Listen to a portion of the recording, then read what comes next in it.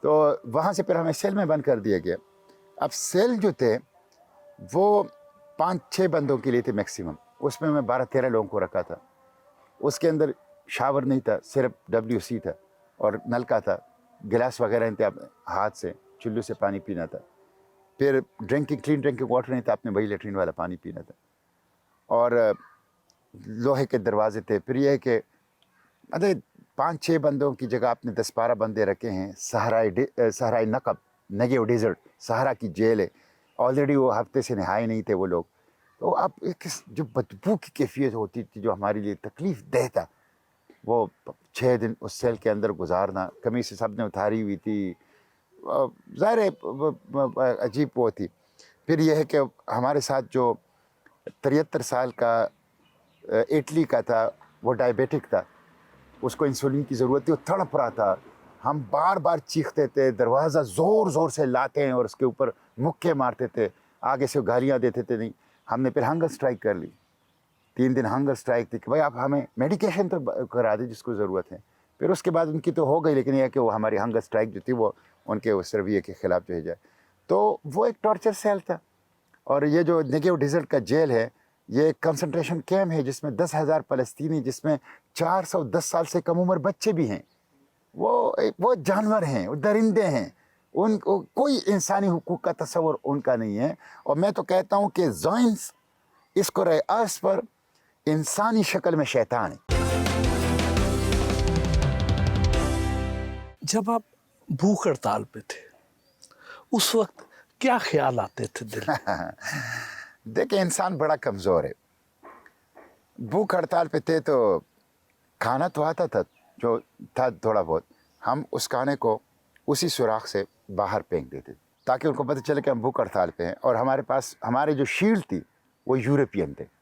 ہم نے کشتیوں میں بھی ان کا یہ تھا کہ اسٹرانگ نیشنلٹیز اور ویک نیشنلٹیز کو مکس کرتے تھے, اور اسٹرانگ نیشنلٹیز کو ایز اے ہیومن شیلڈ استعمال کرتے تھے کشتیوں میں بھی. اس لیے کہ اگر صرف ایشین ہوتے وہ مار دیتے, صرف افریقن ہوتے وہ مار دیتے, لیکن ان کو یورپین کو مارنے میں وہ 100 بار سوچتے تھے. تو ظاہر بہت بھوک لگی تھی.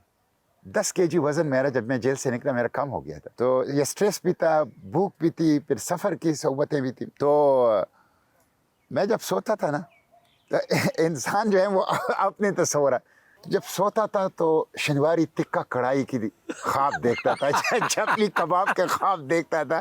بس انسان کے ذہن میں جو کچھ ہوتا ہے نا وہ خواب میں آپ دیکھتے ہیں. وہ ایک کیفیت ہوتی تھی, بارہ اپنے اوپر ہنسی آتی تھی. کتنے دن آپ کو جیل میں رہنا پڑا؟ ہم 1 کو میرے خیال میں گرفتار ہو گئے تھے, اور طوفان الاقصی کی سالگرہ پر 7 اکتوبر کو ہمیں نکالا تھا. تقریباً 6 دن جیل میں رہے. اس دن کیسے آپ کو پتا چلا, کیا کیفیت تھی, پھر کہاں گئے, کیسے ہوا؟ دیکھیں, ایک تو ہمیں یہ پتہ ہے کہ ہم کہاں ہیں.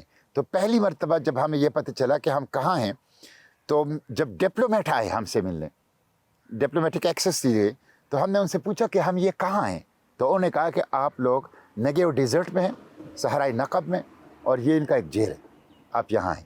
دوسرا یہ ہے کہ جب ہمیں وہاں لے جایا گیا تو ہمیں کہا گیا کہ آپ, اور ہمیں یہ ٹریننگ میں بتایا گیا تھا کہ وہاں آپ کو ایک ڈاکومنٹ دی جائے گی جس پہ لکھا گیا ہوگا کہ آپ اس کو دستخط کر لیں اور اپنا جرم تسلیم کر لیں کہ آپ نے اسرائیلی لا کی خلاف ورزی کی ہے, وارننگ کے باوجود ایکٹیو کمبیٹ زون میں اسرائیلی حدود میں داخل ہو گئے, تو آپ اس جرم کو تسلیم کر لیں. تو ہم اکارڈنگ ٹو دا اسرائیلی لا آپ کو 72 آورز میں ڈپورٹ کر لیں گے. تو 350 لوگوں نے ودن 24 آورز کر لیا, اس لیے کہ ان کے ڈپلومیٹک ٹائز تھے, ان کے آلریڈی اسرائیل کو ان کے سفیر تھے, وہ چلے گئے. آفٹر 1 اور 2 days وہ سب چلے گئے. جیسے جیسے فلائٹ دستیاب ہوئی تو اپنے اپنے ممالک کو گئے. ہم 150 لوگ رہ گئے. ان میں سے اکثریت یہ کہہ رہی تھی کہ ہم نے نہیں کرنا, ہم نے ڈپورٹیشن پیپر پہ دستخط نہیں کرنا. مجھے 2 دفعہ اسرائیلی جج کے سامنے پیش کیا گیا, وکیل نہیں دیا گیا تھا. پاکستان پہلا پاکستانی 80 سال میں جس کا اسرائیلی جیل میں ٹرائل ہوا. تو مجھ سے وہ 3 سوال پوچھتے تھے براہ راست, نام کیا ہے, کس ملک سے تعلق رکھتے ہو, اور تم ایکٹیو کمبیٹ زون میں باوجود وارننگ کے داخل ہوئے ہو, اس لیے تسلیم کرو اس جرم کو, اس ڈاکومنٹ پہ دستخط کرو, ताकि हम तुम्हें 72 आवर्स में इसराइल से रिमूव कर सके। रिमूव का लफ्ज़ इस्तेमाल करते।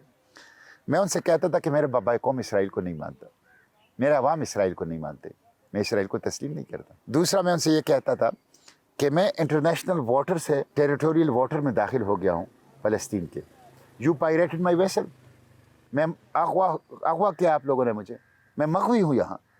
मैं इंटरनेशनल लॉ के प्रोटेक्शन में आ रहा था और एक टोटल लीगल मूव कर रहा था, तो मैंने कोई जुर्म नहीं किया। तो मैंने कहा मैं नहीं करूँगा। फिर जो यूके डिप्लोमेट मुझसे मिलने के लिए आया, हमारी तो डिप्लोमेट टाइज नहीं थी और इंशाल्लाह नहीं हुए, कभी नहीं होंगी, इसराइल को हम मिटाएंगे इंशाल्लाह।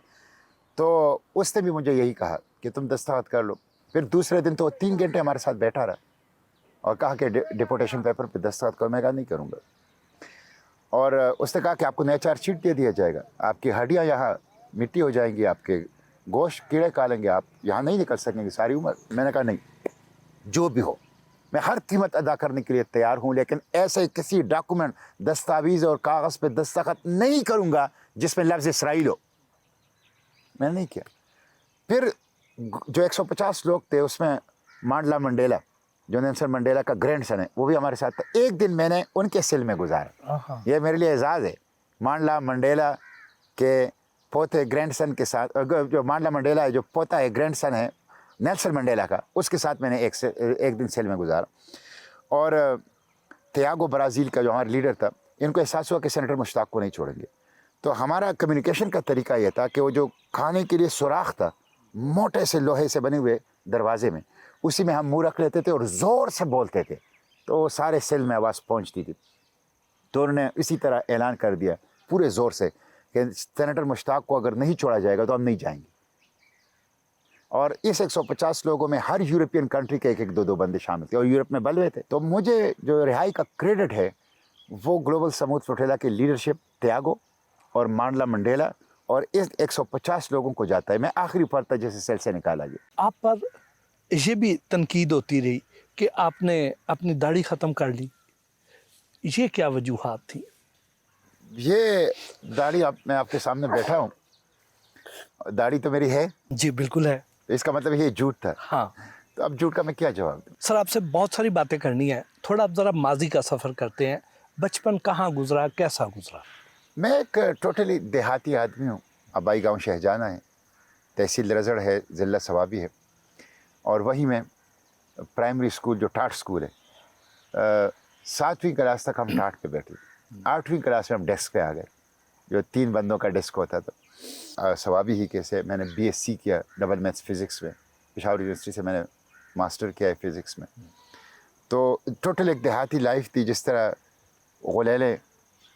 गुलेलों से परिंदों का शिकार करना, जिस तरह नहरों में गर्मियों में नहाना और दरख्तों से छलांगे मारना, जिस तरह भैंसों के लिए चारा लाना। हमारी वालदा अल्लाह ताला उनको जन्नत नसीब करे, मैट्रिक में था जब वो फौत हो गई थी, और वो हमेशा जब तक होती हमारे घर में 2 भैंसें होती थी। हमारे घर में जानवर होते थे, तो जानवरों के साथ बचपन गुजरा है। और एक जिस तरह एक देहाती एक माहौल होता है, उस देहाती माहौल में, और इसी तरह क्रिकेट का बड़ा शौक़ था। स्कूल की कॉलेज टीम में भी था, कॉलेज में भी खेलता था। तो बहुत सारी एक जो बचपन होती है एक गाँव देहात के एक बंदे की, पूरे दिन चप्पल ना पहनना, नंगे पाँव चलना, माँ बाप की तरफ से डांट खाना, जिस तरह होता है। तो